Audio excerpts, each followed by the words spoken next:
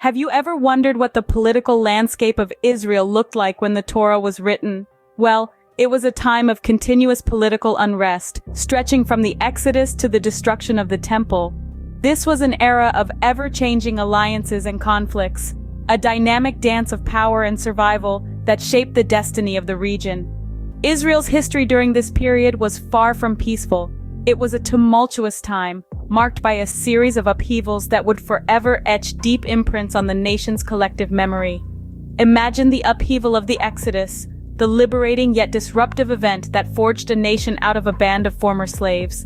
Then consider the seismic shock of the Temple's destruction, a catastrophe that marked the end of an epoch and the beginning of a long, painful exile. But it wasn't just about the grand events. The pulse of everyday life was also shaped by the constant churning of political alliances and conflicts. The political landscape of the region was akin to a high-stakes chess game, with empires, kingdoms, and tribes all maneuvering for advantage. One could never be sure who would be a friend tomorrow, or an enemy the day after. To complicate matters, there was a significant disparity in political situations across different periods. The political realities of 3500 BCE were vastly different from those of 2500 BCE.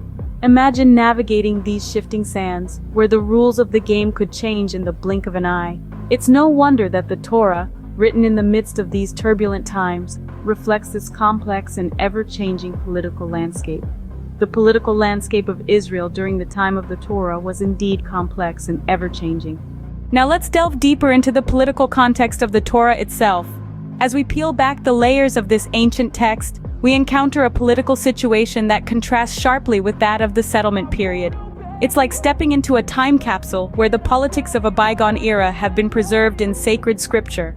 The Torah, for example, portrays a political landscape filled with tribes and kingdoms, each with their own alliances and rivalries. This is a stark contrast to the settlement period, which saw the consolidation of power under a centralized government. It's as if we're looking at two different worlds, each with its own unique political dynamics. But it's not just the broad strokes of politics that catch our attention. The devil, as they say, is in the details. The Torah provides us with a glimpse into the day-to-day realities of political life in ancient times. It's a window into a world where politics was not just about power and control, but also about survival and coexistence. Now, let's imagine a contemporary writer in Jaffa trying to accurately depict the city's past. They would face a monumental challenge. They would need to sift through centuries of history, piecing together fragments of information to create a coherent narrative. They would need to understand the political dynamics of different periods, the shifting alliances and conflicts, and the changing social and cultural norms. And they would need to do all this while staying true to the spirit and essence of the original text. This analysis raises questions about the Torah's historical accuracy in its political depictions, but rather than detracting from its value, these questions add another layer of depth to our understanding of this sacred text. They remind us that the Torah is not just a religious document, but also a historical one. And as we continue to explore its political context, we gain new insights into the world that it seeks to portray. What about the neighboring peoples mentioned in the Torah? How accurately are they portrayed? Let's delve into this. The Torah introduces us to various nations such as the Canaanites, Amorites, and Hittites. Their portrayal in the Torah is quite distinct, with each nation playing a unique role. This differs from the Iron Age sources, where the roles and names of these nations aren't as clearly demarcated. An interesting observation in the Torah is the peaceful coexistence it describes between different nations, quite a contrast from the conflicts that marked later periods. Another fascinating aspect is the absence of the Philistines as adversaries in the Torah.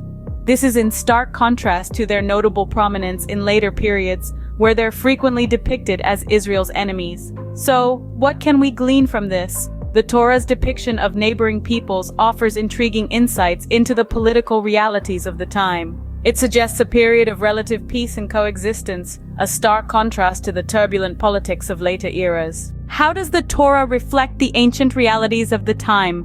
Let's delve into it. The Torah's portrayal of the ancient realities is intricate, often painting a picture that counters the historical records we have today. Take Amalek, for example. In the Torah, Amalek plays a significant role, being depicted as a perennial adversary of Israel.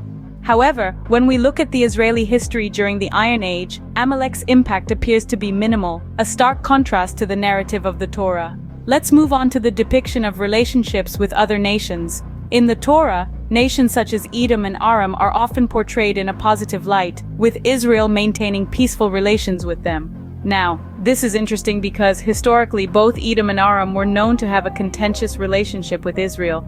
There was a constant power struggle and territorial disputes that fueled enmity between these nations. So the Torah's depiction of these peaceful relations is quite contrary to the historical realities of the time. This brings us to the Midianites. In the Torah, the Midianites are presented as an influential group, even being involved in important events like Moses' life.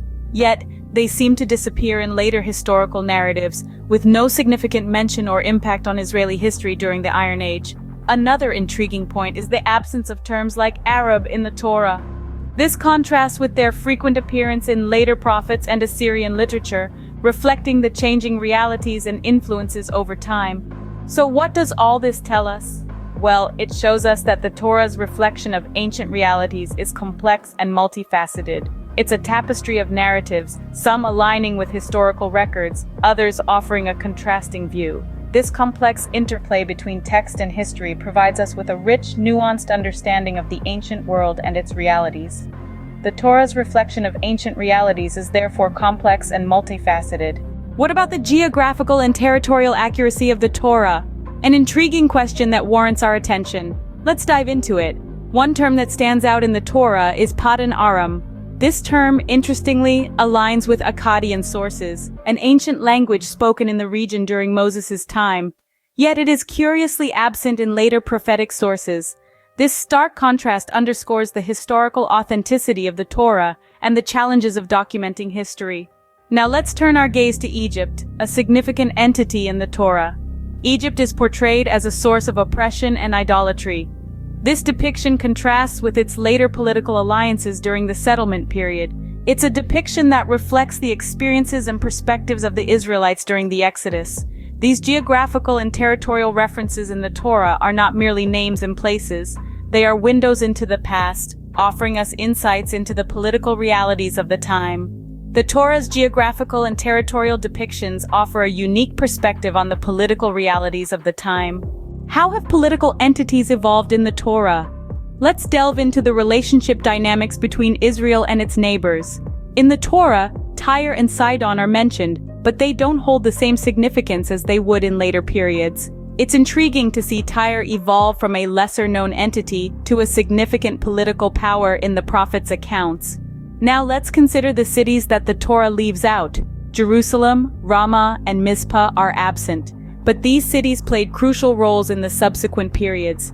This absence might suggest that these cities hadn't reached their peak prominence during the Torah's attributed period.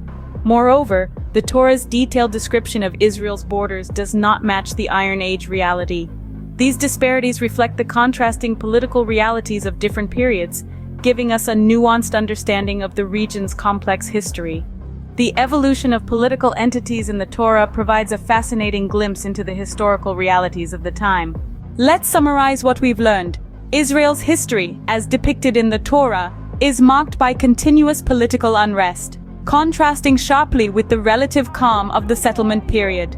The Torah's political landscape also differs from the dynamic alliances and conflicts of the region around 3500 BCE to 2500 BCE. Furthermore, the portrayal of neighboring nations in the Torah, like the Canaanites, Amorites, and Hittites, is strikingly dissimilar to their representations in Iron Age sources. Notably, the Philistines, who play a prominent role in later periods, are absent as enemies in the Torah. The Torah's reflection of ancient realities, such as Amalek's significant role and the peaceful relations with nations like Edom and Aram, is at odds with their historical impact and relationships. Moreover, the geographical and territorial depictions in the Torah, including the detailed description of Israel's borders, do not align with known historical facts. Lastly, the evolution of political entities like Tyre and the absence of significant cities like Jerusalem, Ramah, and Mizpah from the Torah further highlight these disparities. This exploration of the Torah's political context offers a unique perspective on the historical realities of the time.